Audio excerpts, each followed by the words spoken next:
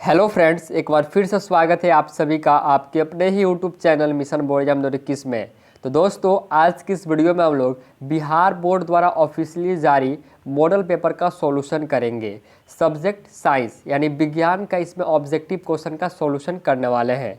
तो दोस्तों, आपको पता ही होगा कि बिहार बोर्ड जो है इस बार पैटर्न को थोड़ा चेंज कर दिया है। आपको ऑब्जेक्टिव क्वेश्चन साइंस में और सोशल साइंस में 80 पूछे जाएंगे, जिसमें से आपको 40 का जवाब देना होगा। ठीक है, तो चलिए आज के इस वीडियो में हम लोग यानी 80 क्वेश्चन का सॉल्यूशन देखेंगे। तो आप लोग इस वीडियो को शुरू से अंत तक ज़रूर देखिएगा।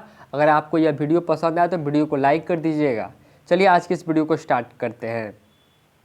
देखिए, आज का जो पहला क्वेश्चन है, किस दर्पण की फोकस दूरी ऋणात्मक होता है? किस दर्पण की फोकस दूरी ऋणात्मक होता है? ऋणात्मक का मतलब क्या हुआ? यानी माइनस। यानी ऋणात्मक किसका होता है दोस्तों? तो आपके पास ऑप्शन है समतल दर्पण, अवतल दर्पण, उत्तल दर्पण या फिर इनमें से कोई नहीं।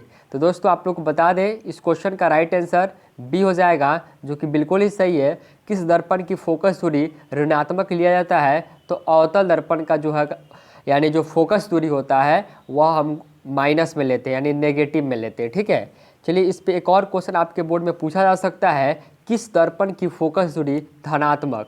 देखिए दोस्तों, अगर आपसे पूछा जाए कि धनात्मक किस यानी दर्पण का यानी फोकस दूरी लेंगे, तो आप लोग बोलिएगा उत्तल दर्पण। ठीक है, उत्तल।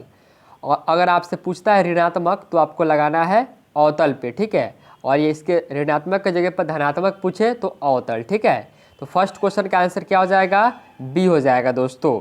चलिए अगले नंबर क्वेश्चन पे आते हैं, क्वेश्चन नंबर 2 पे। देखिए, 2 नंबर क्वेश्चन बहुत इंपॉर्टेंट क्वेश्चन है। दर्पण की फोकस दूरी एफ और वक्रता त्रिज्या आर के बीच संबंध क्या है? तो दोस्तों देखिए, इसके बीच रिलेशन क्या है? तो देखिए, आप लोग पढ़े होंगे एफ बराबर, एक फार्मूला पढ़े होंगे, एफ बराबर r/2। तो r/2 यानी आपको किस ऑप्शन में दिख रहा है? एफ बराबर r/2 दोस्तों। तो ऑप्शन नंबर बी में दिख रहा है ना? तो ऑप्शन नंबर इसका बी हो जाएगा।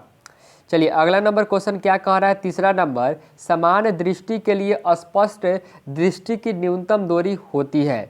समान दृष्टि के लिए सुस्पष्ट दृष्टि की न्यूनतम दूरी कितनी होती है दोस्तों? तो आप याद रखिएगा। देखिए, यहाँ पे दिया गया है 25 मीटर, 25 सेंटीमीटर, 25 मिलीमीटर या इनमें से कोई नहीं। तो आपको बता दें, इस क्वेश्चन का राइट आंसर हो जाएगा ऑप्शन नंबर बी, 25 सेंटीमीटर होता है। ऑप्शन जो बी है वो बिल्कुल ही सही है दोस्तों। आपका आंसर बिल्कुल ही सही है। जितने भी स्टूडेंट ऑप्शन नंबर इसका बी दिए है वह बिल्कुल ही सही है। चलिए अगला नंबर क्वेश्चन पूछ रहा है आपसे, श्वेत प्रकाश का कौन सा रंग किसी प्रिज्म से गुजरने के पश्चात सबसे, देखिए यहाँ पे पूछा सबसे कम झुकता है। क्वेश्चन को एक बार और रिपीट करते हैं, श्वेत प्रकाश का कौन सा ऐसा रंग है यानी वर्ण है जो किसी प्रिज्म से गुजरने के पश्चात सबसे कम झुकता है? कौन सा कलर? तो देखिए, आपको बता दी, इस क्वेश्चन का राइट आंसर हो जाएगा ऑप्शन नंबर जो यहाँ पे सी है वो बिल्कुल ही सही है, रेड यानी लाल। ठीक है दोस्तों, चलिए अगला नंबर क्वेश्चन है, 5 नंबर क्वेश्चन है, मानव आँख की रेटिना द्वारा बनाई गई छवि होती है।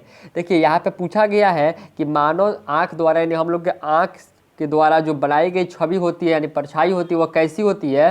तो देखिए, यह होता है वास्तविक और उल्टा होता है। ठीक है, यानी वास्तविक होगा और यह उल्टा होगा। ठीक है, ऑप्शन बी जो है वो बिल्कुल ही सही है।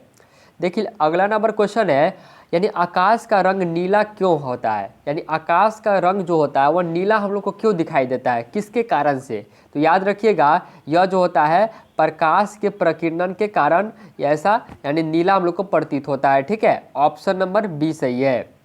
देखिए अगला नंबर क्वेश्चन है, किस दर्पण से वस्तु का प्रतिबिंब बड़ा बनता है? यानी कौन से दर्पण से वस्तु का जो प्रतिबिंब होगा वह बड़ा बनेगा दोस्तों? समतल दर्पण, अवतल दर्पण या फिर उत्तल दर्पण या फिर ऑप्शन नंबर डी में इनमें से कोई नहीं। तो देखिए, इसका सही आंसर हो जाएगा ऑप्शन नंबर बी, अवतल दर्पण। अवतल दर्पण से जो होगा यानी प्रतिबिंब जो होगा वह सबसे बड़ा बनेगा। ऑप्शन नंबर बी सही है। देखिए अगला नंबर क्वेश्चन क्या कह रहा है, निम्नलिखित में से कौन सा लेंस निकट दृष्टि दोष को ठीक करने के लिए उपयोग किया जाता है? निम्नलिखित में से कौन सा जो लेंस है वह निकट दृष्टि दोष को ठीक करने के लिए होता है? तो देखिए, यहाँ पे आंसर हो जाएगा इसका ऑप्शन नंबर सी, अवतल लेंस।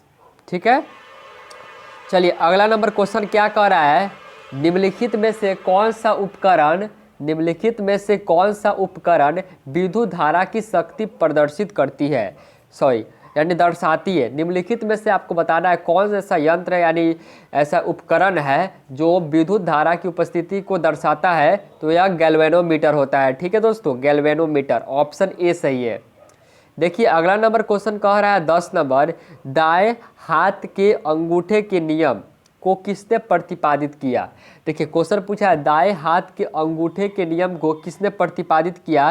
तो चलिए इस क्वेश्चन का आंसर आप लोग हमको कमेंट करके बताएंगे। अगर आप लोग को नहीं पता होगा तो हम जो कमेंट बॉक्स में बता देंगे। ठीक है, चलिए अगला नंबर क्वेश्चन है विभवांतर का एसआई मात्रक है। विभवांतर का एसआई मात्रक क्या होता है दोस्तों, तो विभवांतर का एसआई मात्रक होता है वोल्ट, ऑप्शन ए सही है। चलिए अगला नंबर क्वेश्चन क्या कह रहा है, निम्नलिखित में से किस संयोजन द्वारा प्रतिरोध का मान बढ़ता है, यानी मान जो होगा वैल्यू हो जो होगा वो बढ़ेगा। तो देखिए श्रेणी क्रम में, ऑप्शन इसका जो ए है वह बिल्कुल ही राइट है। चलिए अगला नंबर क्वेश्चन क्या कह रहा है, चुंबकीय बल रेखाएं की प्रकृति होती है। चुंबकीय बल रेखाएं की प्रकृति कैसी होती है दोस्तों, काल्पनिक होगा, वास्तविक होगा, या फिर दोनों होगा, या फिर इनमें से कोई नहीं। तो देखिए 13 का आंसर हो जाएगा ऑप्शन नंबर ए, यानी ऑप्शन नंबर इसका ए हो जाएगा, काल्पनिक हो जाएगा। ठीक है, यहाँ पे चुंबकीय बल रेखाएं की प्रकृति जो होगा वह काल्पनिक होगा, ऑप्शन ए हो जाएगा। देखिए 14 नंबर क्वेश्चन क्या कह रहा है, 1 किलोवाट घंटा किसके बराबर होता है। 1 किलोवाट घंटा किसके बराबर होता है, तो आप लोग याद रखिएगा 3.6 गुने 10 के पावर 6 जूल होता है, ऑप्शन सी सही है इसका, 14 का ऑप्शन सी सही है।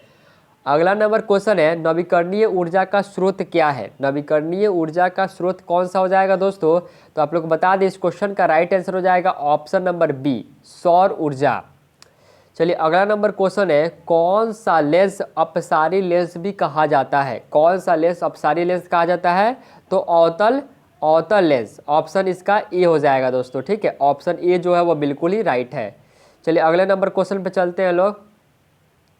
देखिए अगला नंबर क्वेश्चन है प्रकाश का प्राथमिक वर्ण यानी रंग जो होगा वह कौन होता है। प्रकाश का यानी लाइट का जो प्राइमरी कलर होगा वह कौन सा होगा, तो देखिए लाल भी होता है, नीला भी होता है और हरा भी होता है। ठीक है, यानी इसका आंसर हो जाएगा ऑप्शन नंबर, आप लोग टिक कर लीजिए यहाँ पे डी पे दोस्तों। ठीक है, चलिए अगले नंबर क्वेश्चन पे आते हैं।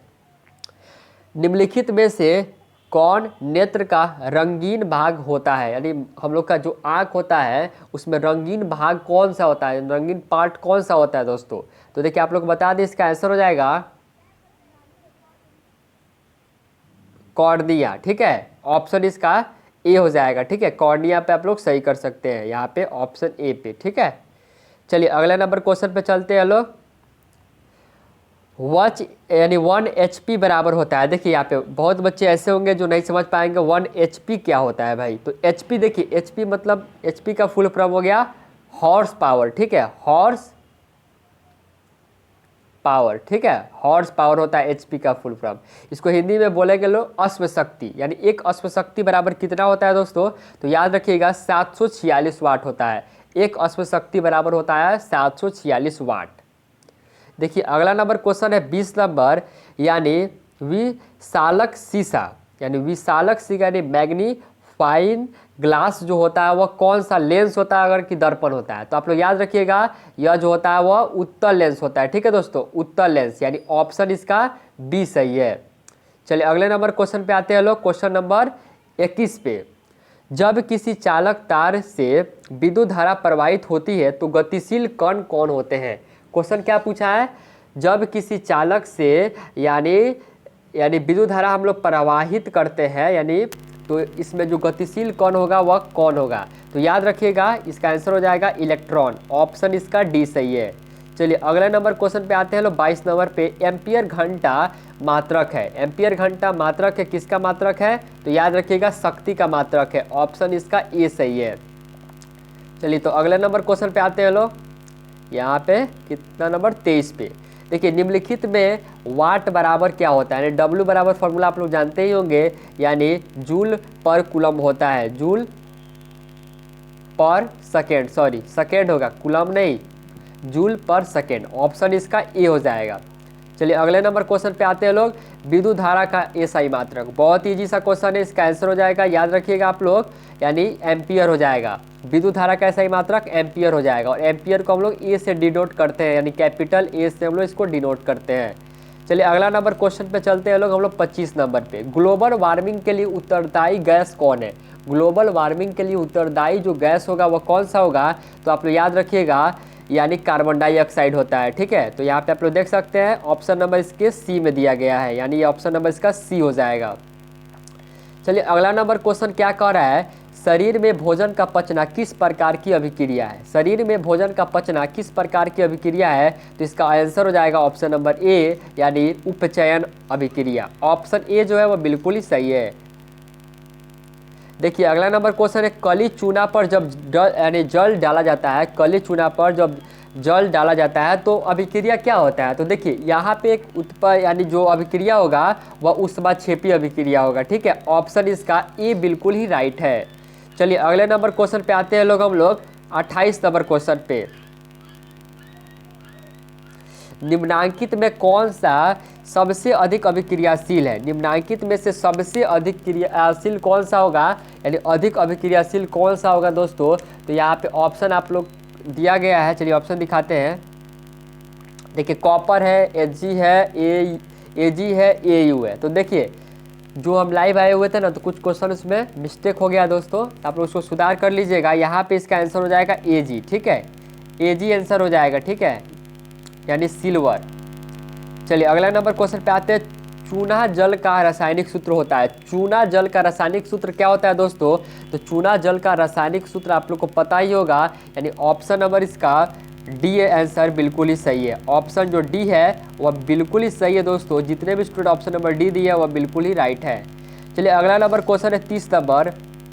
कोई विलयन लाल लिटमस पत्र को नीला कर देगा तो उसका पीएच क्या होगा? लाल लिटमस पत्र को अगर नीला करता है तो उसका पीएच क्या हो जाएगा दोस्तों? जल्दी से कमेंट करके आप लोग बता सकते हैं, फटाफट जल्दी से कमेंट करिए। तो कोई भी स्टूडेंट, देखते हैं कितने बच्चे सही देते हैं, फटाफट कमेंट करके बताइए। तो देखिए यहाँ पे ऑप्शन नंबर ए भी होगा और इसका ऑप्शन नंबर बी भी होगा, यानी ऑप्शन नंबर इसका डी जो है बिल्कुल ही राइट है। चलिए अगला नंबर क्वेश्चन है कितना नंबर? 31 नंबर। देखिए एल्काइन में कार्बन कार्बन के बीच कितने सहसंयोजक बंधन होते हैं? यानी एल्काइन में जो होगा, यानी कार्बन कार्बन के बीच कितने सहसंयोजक बंधन होगा, यानी कितने बॉन्ड होगा? तो आपको बता दें इसमें 3 बॉन्ड होगा। ठीक है, ऑप्शन इसका यहाँ पे आप लोग सही कर लीजिए सी पे। ठीक है, सी आंसर बिल्कुल ही राइट है। चलिए तो अगले नंबर क्वेश्चन पे आते हैं लोग। ग्लूकोज का आणविक सूत्र होता है। देखिए ग्लूकोज का आणविक सूत्र क्या हो जाएगा? तो आपको बहुत ही इजी क्वेश्चन पूछा गया है, यह C6H12O6 होता है। ठीक है, ऑप्शन ए सही है। चलिए अगले नंबर क्वेश्चन में आते हैं। 33 नंबर क्वेश्चन है, उच्च वसीय अम्लों के सोडियम लवण कहलाते हैं। उच्च वसीय अम्लों के सोडियम लवण क्या कहलाते हैं दोस्तों? तो यह साबुन कहलाते हैं दोस्तों। ऑप्शन ए जो है बिल्कुल ही राइट है। चलिए अगला नंबर क्वेश्चन हम देखते हैं, क्वेश्चन नंबर 34। बॉन्ड CHO अभिक्रियाशील मूलक को कहते हैं। बॉन्ड CHO अभिक्रियाशील मूलक को क्या कहते हैं? तो इसको हम लोग एल्डिहाइड कहते हैं, एल्डिहाइड कहते हैं। ठीक है, चलिए और एल्कोहल को किसको कहते हैं? तो बॉन्ड OH को हम लोग एल्कोहल कहते हैं। ठीक है, याद रखिएगा, बहुत इंपॉर्टेंट क्वेश्चन है।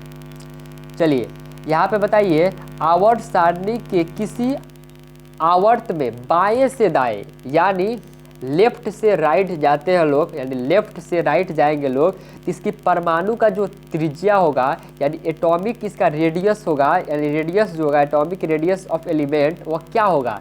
तो याद रखिएगा घटता है या डिक्रीज करेगा। ऑप्शन इसका जो ए है वह बिल्कुल ही राइट है।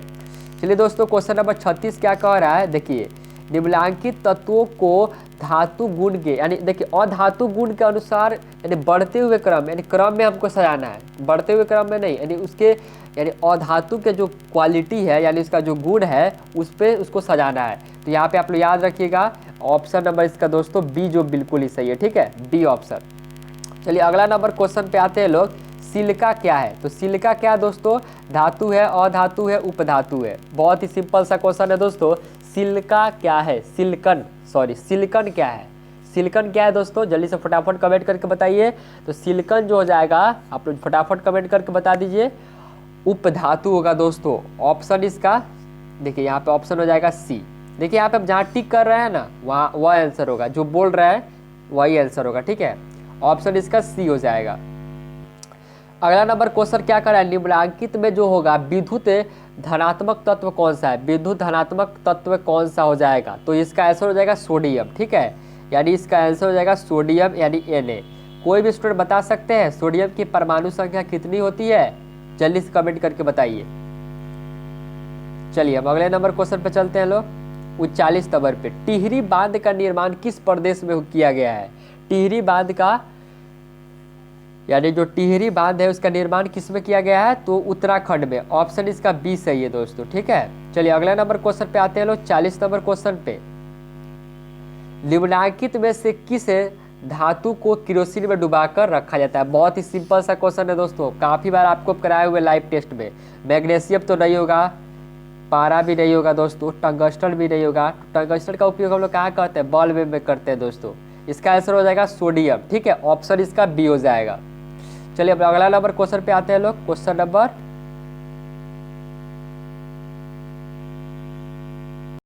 देखिए, अगला नंबर क्वेश्चन क्या कर रहा है, अपमार्जक से बनाए जाते हैं। तो याद रखिएगा, सर्फ एक्सल भी बनाया जाता है, शैम्पू भी बनाया जाता है और एजी सर्फ भी बनाया जाता है, यानी इजी सर्फ भी बनाया जाता है, ठीक है।